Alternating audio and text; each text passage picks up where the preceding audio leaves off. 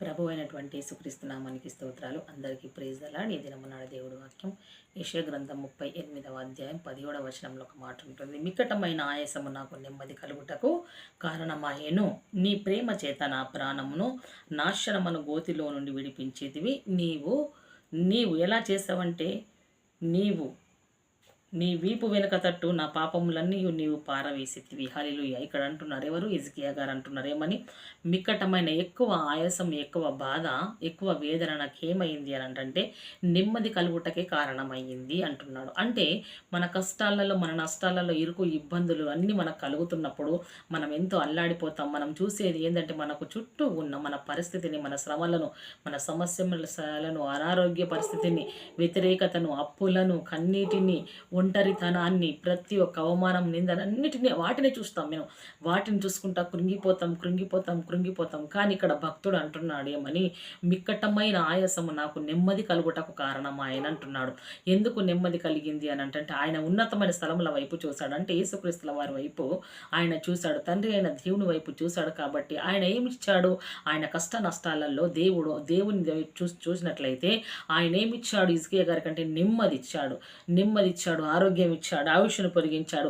అది ఏ విధంగా జరిగించింది అని అంటే నీ ప్రేమ చేత నా ప్రాణమును నాశనమును గోతిలో నుండి విడిపించేది. హల్లెలూయా. దేని చేత?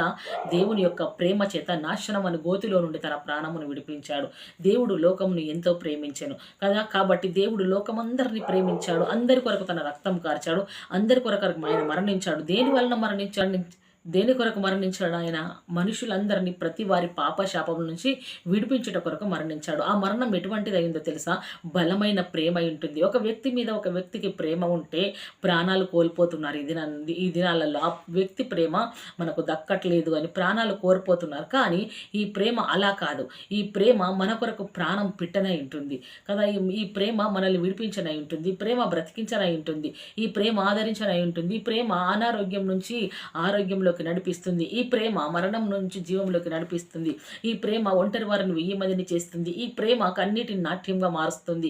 ఈ ప్రేమ చేత గోతిలోకి దిగిపోవలసిన అతని ప్రాణమును విడిపించినాడు అన్నట్టు. కాబట్టి మనల్ని కూడా ప్రేమించే దేవుడు మనకు యేసుక్రీస్తుల ప్రభుల వారు. మనం ఆరాధిస్తున్నది కూడా అదే దేవుణ్ణి. కాబట్టి మనం ఉన్న గోతిలో నుండి మనం ఏ గోతిలో ఉన్నామో ఒక్కసారి చూడాలి, ఒక్కసారి జ్ఞాపకం చేసుకునాలి. ఉన్నత స్థలముల వైపు చూసినట్లయితే, తండ్రి అయిన దేవుని వైపు చూసినట్లయితే మనకు కలుగుతున్న బాధలన్నీ దేవుడు నెలనాట సంతోషకరంగా మారుస్తాడు. ఆయన ప్రేమ చేత మన ప్రాణములను గోతిలోకి పోకుండా ఆయన విడిపిస్తాడు. అంతేకాదు, మన పాపములను ఎక్కడ పారవేశాడట ఆయన వీపు వెనక తట్టు. ఎవరికైనా తన వీపు కనబడుతుందా? కనబడదు. కనబడనంతగా తన వీపు వెనక వైపున వాటిని పడివేశాడు. ఆ వీపు పైన కొరడా దెబ్బలు కొట్టారు, ఆ వీపు మీద తన్నారు. ఎందుకు? మన పాప శాపాలు తన వీపు పైన మోస్తున్నప్పుడు ఆ పాపమంతా ఆయన శరీరాన్ని కొల్లబొడిచింది. అయినను సరే ఆయన ప్రేమ మన కొరకు అర్పింపబడ్డది. ఆయన ప్రేమ గాయాలు పొందింది. ఆయన ప్రేమ మరణముకు అప్పచెప్పబడ్డది మన పాప దోషాల కొరకు. ఆ ప్రేమ మన పాప దోషాల కొరకు మనల్ని విడిపించుట కొరకు సమాధిలోకి వెళ్ళింది, మనల్ని గోతిలోకి పోకుండా ఆపింది. ఆయన ప్రేమ మనల్ని మృత్యుంజయులుగా తిరిగి లేపింది, గోతిలో నుండి పైకి లేపింది కదా. పాపంలో నుండి ఉండి మరణించకుండా జీవంలోకి రావాలని కోరుకుంది ఆయన ప్రేమ. కాబట్టి హిజ్కియా గారు అదెందుకే అంటున్నారు? నేను గోతిలోకి పోకుండా ఆయన ప్రేమ చేత నా ప్రాణమును కాపాడి ఉన్నాడు అంటున్నాడు. చాలా జ్ఞానయుక్తమైన మాట. ఒకటి చదువుకుందాం. ఏమంటుండు? శ్రమ కలగక మునుపు నేను త్రోవ విడిచితిని, ఇప్పుడు నీ వాక్యమును అనుసరించి నడుచుకొనుచున్నాను. హల్లెలూయా. భక్తుడు అంటున్నాడు. ఏమంటున్నాడు ఇక్కడ కీర్తనకారుడు అని అంటే, శ్రమ కలగలేదు చూడు, అప్పుడు నేనేం విడిచాను? నేను త్రోవ విడిచాను. అంటే త్రోవల లేడాయన? లేడు. ఎందుకు లేడంటే యేసుక్రీస్తుల వారి మార్గము, సత్యము, జీవం. ఆయన మార్గం ఎలా ఉందంటే ఇరుకుగా ఉంది, సత్యమైంది, వెలుగై ఉంది. ఆ మార్గంలోకి మనం నడవలేక మనము నానా విధాలుగా కనబడుతున్నా కదా. అంటే ఏమి శ్రమ, బాధ, ఇరుపు, ఇబ్బంది రానప్పుడు విచ్చలవిడి జీవితం కదా. విచ్చలవిడి జీవితం తెగిన పతంగిలాగా, రెక్కలు కట్టుకున్న పక్షిలాగా ఎగిరిపోయి ఉంటారు. శ్రమ కలిగింది, శ్రమ కలిగితే చక్కని మార్గంకి వస్తారు. ఆ శ్రమ అనుభవ జ్ఞానంలోకి నడిపిస్తుంది, ఆ శ్రమ వివేకంలోకి నడిపిస్తుంది, ఆ శ్రమ వివేచన కలిగిస్తుంది, ఆ శ్రమ భక్తి కలిగిస్తుంది, ఆ శ్రమ దేవుని యందు నిలిచే విధానం కలిగిస్తుంది. ఆ శ్రమని మనకు ఒక మార్గం చూపిస్తుంది, ఆ శ్రమని మనకు ఆశీర్వాదమై నిలుస్తుంది. కలిగిస్తుంది. ఆ శ్రమనే మనల్ని 1000 మంది అంత బలము ధైర్యం కలిగిస్తుంది. ఆ శ్రమనే మనకు విడుదల కలిగిస్తుంది. కాబట్టి ఆ శ్రమ కలుగక మునుపు ఆయన త్రోవ విడిచాడు. శ్రమ కలిగిన తర్వాత ఏం అనుభవించాడు ఆయన అంటే, నీ వాక్యమును అనుసరించి నేను గైకొనుచున్నాను, నడుచుకొనుచున్నాను అంటున్నాడు. అంటే శ్రమలో ఏమి దొరికింది ఆయనకు? జీవం గల మాటలు దొరికినాయి, జీవం గల దేవుడు దొరికాడు, జీవజల ఊట దొరికాడు, సమాధాన అధిపతి దొరికాడు, సర్వశక్తి దొరికాడు, మృత్యుంజయుడు దొరికాడు, సర్వకార్యములు చేసే సర్వాధికారి దొరికాడు. ఎప్పుడు ఆయన శ్రమలలో ఉంటున్నప్పుడు దొరికాడు కానీ ఆనంద సంతోషాలతో ఉన్నప్పుడు దొరకలేడు. ఎందుకో తెలుసా? ప్రభుల వారు అంటారు, నేను ఎవరి కొరకు వచ్చాను? పాపల కొరకే వచ్చాను, ఆరోగ్యం లేని వారి కొరకే నేను వచ్చాను అన్నాడు. కాబట్టి మన శ్రమ పడుతున్న వారిని దేవుడు తప్పకుండా చూడనంటున్నాడు. కాబట్టి శ్రమ కలిగినప్పుడు కృంగిపోక దేవుడు మార్గంను వెతుక్కుంటే ఆ మార్గంలో దేవుడు మనల్ని నడిపించనంటున్నాడు. నేను నీ కట్టడలు నేర్చుకున్నట్లు శ్రమ నొంది ఉందుట నాకు మేలాయన నడభక్తుడు. హలిలు ఏందట? ఏమి నేర్చుకున్నట్లు? శ్రమ ఆయన కట్టడలు నేర్పించింది. శ్రమ కలగక ముందు ఆయనకు ఏ కట్టడ లేదు, ఏ సరిహద్దు లేదు. శ్రమ కలిగిన తర్వాత ఆయనకు ఒక కట్టుజ దొరికింది, ఒక సరిహద్దు దొరికింది, ఆయనకు ఇదే క్షేమం అనేది దొరికింది, ఆయనకి ఇది భద్రత అనే తెలుసుకున్నాడు ఎప్పుడు? శ్రమ కలిగిన తర్వాత. కాబట్టి అంటాడు, శ్రమ కలగడం నాకు మేలాయన అంటాడు. మన జీవితాలలో ఎన్ని సమస్యలు ఉన్నాయో, ఎన్ని శ్రమలు ఉన్నాయో కృంగిపోకూడదు, బాధపడకూడదు. దాన్ని చూసి, శ్రమను చూసి మన దేవాతి దేవుణ్ణి తక్కువ చేయకూడదు. కానీ దేవుణ్ణి ఎప్పుడు గొప్ప చేస్తూ, మన లోపల ఉన్నవాడు లోకంలో ఉన్నవాడి కంటే గొప్పవాడు, మన లోపల ఉన్నవాడు సర్వశక్తిమంతుడు, మన చుట్టూన్న పరిస్థితులు ఏ పాటివి కాదు ఆయన ముందు. కాబట్టి ఆ పరిస్థితులను చూసి కృంగిపోక, ఈ శ్రమనందుటలో నాకు ఎన్ని మేలు దాచబడి ఉన్నాయో, ఈ శ్రమనందుటలో నాకు ఎంతటి అనుభవ జ్ఞానం ఇస్తున్నాడో అని దేవుడు మనకు నేర్పించనంటున్నాడు కదా. లేకపోతే ఊరందరూ మన చుట్టాలే, మన దగ్గరకు వచ్చిన ప్రతి వారిని నెత్తినెక్కించుకొని మన సహాయం కొరన ప్రతి వారికి దేవుడు సహాయం అని చేస్తూ పోతే, వారు ఒకరోజు మనం చేసిన సహాయానికి తిరుగుబాటు చేసి మనల్ని హతమారుస్తున్నారు. కాబట్టి ఈ శ్రమలో ఎవరు ఎటువంటి వారు అనేది మనం తెలుసుకుంటాం. స్నేహితులు ఎటువంటి వారని తెలుసుకుంటాం, బంధువులు ఎటువంటి వారని తెలుసుకుంటాం, పుట్టిన బిడ్డలు ఎటువంటి వారని తెలుసుకుంటాం, భార్య ఎటువంటిదని తెలుసుకుంటాం, భర్త ఎటువంటి వారని తెలుసుకుంటాం, సమాజం ఎలా ఉందని మనం తెలుసుకుంటాం. ఎప్పుడో తెలుసా? ఈ శ్రమలు తెలుసుకున్నప్పుడే దేవుడు వాక్యం దగ్గరికి మనం వస్తాం. ఇది నిజమైన మార్గం, ఇది నిజమైన సత్యమైన బోధ, ఇది నిజమైన దేవుడు, ఈ విధంగా నడుచుకుంటే గ్రహింపుగలిస్తాడు. గ్రహింపులో నుండి శ్రమలలో ఉన్నప్పుడు, అపాయంలో ఉన్నప్పుడు ఉపాయం చెప్తాడు ఈ దేవుడు అని మనకు శ్రమ నొందినప్పుడు ఈ మాట మనకు దొరుకుతుంది. కాబట్టి శ్రమ నొందిన నాకు మేలాయనని భక్తుడు అన్నాడు. మనకు కూడా కలుగుతున్న ప్రతి శ్రమ మనకు రేపటి దినం నాడు మేలు కొరకే. ఎందుకో తెలుసా? దేవుడు వాక్యం సెలవిస్తాడు, దేవుడు ప్రేమించు వారికి అనగా ఏమంటున్నాడు ఆయన? అనగా వారు ఎవరికట? దేవుని ప్రేమించు వారికి అనగా తన సంకల్పం చొప్పున పిలువబడిన ప్రతి వారికి మేలు జరుగుటకు సమస్తం సమకూడి జరుగుచున్నామని వాక్యం సెలవిస్తుంది. మేలు జరుగుటానికే జరుగుతున్నాయి. జీరో బ్యాక్గ్రౌండ్ అయిందేమో, ఉన్నత స్థితి నుంచి లేని స్థితికి వచ్చావేమో, ఆ లేని స్థితిలో నుండి, శూన్యంలో నుండి దేవుడు నిన్ను, నీ బిడ్డని లేవనెత్తాలనుకుంటున్నాడు. దేవుడు మిమ్మల్ని, మీ కుటుంబాన్ని నిలబెట్టాలనుకుంటున్నాడు. శ్రమ లోయలో ఎటువంటి స్థితిలో లేనప్పుడు ఆ శ్రమలోయ నుండి దేవుడు ఆశీర్వాదపు లోయగా మార్చాలనుకుంటున్నాడు. కాబట్టి దేవుడి వైపు చూసి మనము దేవుడి సన్నిధిలో మొరపెట్టి వారమై ఉండాలి. యెహోవా నీ తీర్పులు న్యాయమైనవి. దేవుడు తీర్పు తీరుస్తాడు చూడు, కంటి చూపుతో తీర్చాడు. ఆయన మనుషులు చెప్పిన దాన్ని బట్టి తీర్చాడు, కానీ తన నీతిని బట్టి తీర్పు తీరుస్తాడు. తన నీతిని బట్టి తీర్పు తీరుస్తున్నట్టు ఎవడైనా తన ముందు నీతిమంతుడు అగుపడడు. కాబట్టి ఆయన తీర్పులు న్యాయమైనవి ఇంటున్నాయి, పక్షపాతం లేకుండా తీరుస్తాడు. విశ్వాస్యత గల వాడనై నీవు నన్ను శ్రమ పరచితివనియు నేను ఎరుగుదును. ఎలానట? విశ్వాస్యత గల వాడవై నీవు నన్ను శ్రమ పరిచితివి అంటే ఎలా? ఈ మాట విశ్వాస్యత గలవాడవై నీవు నన్ను శ్రమపరచితివని నేను ఎరుగుదును అంటున్నాడు. ఎవరి మీద విశ్వాసము? దేవునికి. తన భక్తులేడల దేవునికి విశ్వాసం. ఎందుకో తెలుసా? ఎంతటి శ్రమలకు, మహాశ్రమలకు, అగ్ని వంటి శ్రమలకు, సింహాల బోనులోనికి, శత్రువుల చేతికి అప్పజెప్పినను వారు శ్రమను సహించి నా మీద విశ్వాసం ఉంచుతారు, శ్రమను జయించి నన్ను నమ్ముకుంటారు. ఎంతటి శ్రమలలో కూడా నన్ను విడువరు, ఎంతటి శ్రమ వచ్చినా నా మీద ఆధారపడతారని దేవుడు విశ్వాస్యత గలవాడై మనల్ని శ్రమపరుస్తున్నాడు. విశ్వాసం మన మీద ఉంచాడు. తన బిడ్డలు ఎంతటి శ్రమలు కలిగిన తనను విడిచిపెట్టారని విశ్వాసంతో దేవుడు మన మీద ఆశ పెట్టుకొని ఉన్నాడు.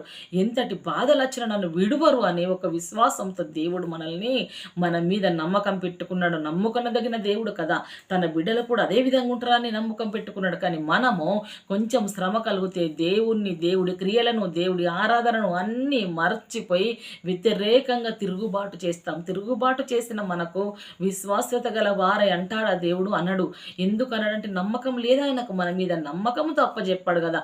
యుద్ధము చేస్తారు, నా బిడ్డలు విజయం సాధిస్తారు, శ్రమను జయిస్తారు, నా నామమున నా బిడ్డలు నిలబడతారు, నా కొరకు నా పక్షంగా ఉంటారు, నన్ను ఆరాధిస్తారు, నన్ను విడిచిపెట్టారు అని దేవుడికి మన యందు విశ్వాసం కలగాలి, దేవుడికి మన యందు నమ్మికము కలగాలి. అట్టి భయభక్తులు మనము దేవునిలో నిలిపి ఉండాలి. ఎంతటి శ్రమ రాని, మరణమే మనల్ని సంభవించినను సరే దేవుడికి ఏ మాత్రం కూడా విశ్వాసంలో మనము దేవుని యందు జారిపోకూడదు, దిగజారిపోకూడదు. ఎప్పుడు దేవుని యందు నిలబడి ఉండాలి. మనము అట్టి కృపలో నడిపించాలని కోరుకునాలి దేవుణ్ణి. యెహోవా, నేను నీకు మొర్ర పెట్టుచున్నాను, నా ఆశ్రయ దుర్గమా, మౌనముగా ఉండక నా మనవి ఆలకింపము. నీవు మౌనముగా నుండిన ఎడల నేను సమాధిలోనికి దిగు వారి వలె అగుదును అని భక్తుడు ఇక్కడ మొర్ర పెడుతున్నాడు దావీదు గారు. ఏమని? నేను నీకే మొర్ర పెడుతున్నా, నిన్ను ప్రార్థిస్తున్నా ప్రభువా, కాబట్టి నా ఆశ్రయ దుర్గమా, నేను నిన్ను ఆశ్రయిస్తున్నాను. ఆశ్రయ దుర్గమైన నీవు మౌనముగా ఉండకు. ఒకవేళ నువ్వు మౌనముగా ఉండక నా మనవి విను, నా మనవి విని నన్ను విడిపించు. నేను మొర్ర పెట్టిన నువ్వు మౌనంగా ఉన్నావు అనుకో దేవా, నేను ఎలా అవుతున్నానంటే శత్రువులు నన్ను తినివేస్తారు, నేను సమాధిలోకి దిగి వారి వల్ల అవుతున్నాను. ఎందుకు? నన్ను ఆదరించి వారు లేరు, నన్ను విడిపించి వారు లేరు, నాకు ఆశ్రయ దుర్గం ఏది లేదు, నిరాశ్రయుణ్ణి నేను, నాకు ఎవరు లేరు, నాకు తోడెవరు లేరు. ఈ కష్టాల్లో నష్టాలలో, ఈ ఆపత్కాలంలో నీవు నాకు తోడుంటే, నా శ్రమలలో నీవు నాకు తోడుంటే, నన్ను విడిపిస్తే, నా మాట విని నా మాటకు చెవి ఒగ్గితే, నన్ను విడిపిస్తే, నువ్వు మాట్లాడితే నేను బ్రతకగలుగుతాను. నేను సమాధిలోకి దిగిపోను, నేను సమాధిలోకి దిగి వాని వాళ్ళు అవుతున్నాను. వినకపోతే వినండి ప్రవ్వా అని దేవుణ్ణి ఎలా మొర్ర పెడుతున్నానంటే, నేను మొర్ర పెడుతున్నాను, నీవు నా ఆశ్రయ దుర్గము, మౌనంగా ఉండకు ప్రవ్వా అని వేడుకుంటున్నాడు. మనకు కలుగుతున్న శ్రమలలో లేట్ అవుతున్న కార్యాలలో విషయంలో మౌనంగా ఉండకు ప్రవ్వా, ఆలస్యము చేయక దయచేసి నన్ను కరుణించు, దయచేసి నన్ను మన్నించు, దయచేసి నా మీద జాలి చూపించి నువ్వు మాట్లాడు. నువ్వు మాట్లాడకపోతే మా స్థితి, మా గతి గోతిలోకి పోతుంది, సమాధిలోకి పోతుంది. లేవనెత్తువారు లేరు ప్రవ్వా, మాకు విడిపించేవారు లేరు. నీవే జీవం, నీవే సర్వం, నీవే సమస్తం అని దేవుని యందు మొర్ర పెడితే దేవాతి దేవుడు మనల్ని విడిపిస్తాడు. అట్టి కృప దేవుడు మనకు కలగాలని మనము దేవుడి సన్నిధిలో వేడుకొనాలి. యెహోవా, పాతాళములో నుండి నా ప్రాణమును లేపితివి, నేను గోతులోనికి దిగకుండా నీవు నన్ను బ్రతికించితివి అంటున్నాడు. అదే దావీదుకారుడు ఏమంటున్నాడు అనంటే, పాతాళంలోకి పోకుండా నన్ను లేపావు, నీవు నేను మొర్ర పెట్టినప్పుడు విన్నావు, ఆలస్యం చేయక ఉత్తరం ఇచ్చావు. ఇయ్యడమే కాదు, నేను గోతిలోనికి సమాధిలోనికి పోకుండా నా ప్రాణంను రక్షించావు, శత్రువుల నుంచి విడిపించావు, నా మొర్ర ఆలకించావు. ఇటువంటి సాక్ష్యం మనం కలిగి ఉండాలి. మన ప్రార్థన దేవుడు విని మనల్ని విడిపించినప్పుడు మనం కూడా ఇదే ప్రార్థన చేయాలి. విడిపించి అంత మట్టుకు దావీదు ప్రార్థన చేసిన దేవుడు అదే దేవుడు, మనం ప్రార్థన చేస్తున్నది అదే దేవుడు. దేవుడు నిన్న నేడు నిరంతరం ఏకరీతిగా ఉన్నాడు. ఆయన మారని వాడు, మార్పు లేనివాడు, జవాబులు ఇచ్చువాడు, ప్రార్థనలు ఆలకించువాడు. కాబట్టి అట్టి దేవుని మనము కొనియాడుతున్నప్పుడు కూడా మన ప్రాణంను గోతిలోనికి పోకుండా, పాతాళంలోకి పోకుండా, చనిపోకుండా, దిగిపోకుండా, సమాధిలోనికి పోకుండా ఆయన మన ప్రాణమును రక్షిస్తాడు, సురక్షితంగా కాపాడుతాడు, బ్రతికిస్తాడు. మరణమునే శాసించే అధికారము మన దేవునికి ఉంది. ప్రార్థనతో అది జయించగలుగుతాము. హిజ్కియా గారు, దావీదు గారు అలాగే జయించారు. కాబట్టి మనము చేసే ప్రార్థన కూడా మరణమును జయించాలి, రోగమును జయించాలి, యుద్ధములను జయించాలి, సమస్యను జయించాలి. ప్రతి దాన్ని తన నామంలో నిలదొక్కుకొని లేచుటకైన శక్తిని అడగాలి. అప్పుడు దేవుణ్ణి మనము ప్రేమించినట్లు, ఆయన ఆజ్ఞలను నడిచినట్లు, ఆయన చిత్తం నెరవేర్చినట్లు. ఎందుకంటే దేవుడు విశ్వాస్యతను బట్టి ఆయన మనల్ని శ్రమలకప్ప చెప్పాడు. కాబట్టి విడిపించుట కూడా ఆయనే మార్గం చూపిస్తాడు. అట్టి కృప దేవుడు మనకు దయచేయాలని వేడుకొనాలి. నా ప్రాణము దేవుని కొరకు తృష్ణగొనుచున్నది, జీవము గల దేవుని కొరకు తృష్ణగొనుచున్నది. ఏం తృష్ణగొనుచున్నది? దావీదు అంటున్నాడు, కోరావు కుమారులు అంటుండే ఇక్కడ ఏమనంటే, మా ప్రాణము దేవుణ్ణి చూడాలని తృష్ణగొనుచున్నది, జీవము గల దేవుణ్ణి చూడ. ఎందుకు? ఆయన జీవంతో ఉన్నాడు, ఆయన జీవిస్తున్నాడు, ఆయనను చూడాలని తృష్ణగొనుచున్నది. దేవుని సన్నిధికి నేను ఎప్పుడు వచ్చేదను, ఆయన సన్నిధికి నేను ఎప్పుడు వచ్చేదను, ఆయన సన్నిధిని నేను ఎప్పుడు కనబడేదను అని వారు ప్రార్థిస్తున్నారు. మనము కూడా ఎప్పుడు జీవం జీవం గల దేవుణ్ణి ఆరాధించాలి, జీవం గల దేవుణ్ణి అనుక్షణం జ్ఞాపకం చేసుకునాలి. ఎప్పుడైనా సన్నిధికి వెళ్ళాలి. సంఘంలో ఏ ప్రార్థన జరిగితే వెళ్ళాలి, సంఘంలో ఏ ప్రకటన చేస్తారు, ఈ దినం నాడు ఏ ప్రార్థన, ఉపవాస ప్రార్థన, కృతజ్ఞత ప్రార్థన, దేవుడికి ఆన్లైన్ ప్రే, ఇవన్నీ మేము ఎప్పుడెప్పుడు దేవుడి సన్నిధిలో కనబడాలని మన హృదయం కూడా జీవం గల దేవుని కొరకు తృష్ణ కొనాలి, వేచి ఉండాలి, ఆయన కొరకు కనిపెట్టాలి, ఆయన కొరకు వేగిరపడాలి, తొందరపడాలి. హృదయం దేవుడి సన్నిధిలో మనం కనబడాలని.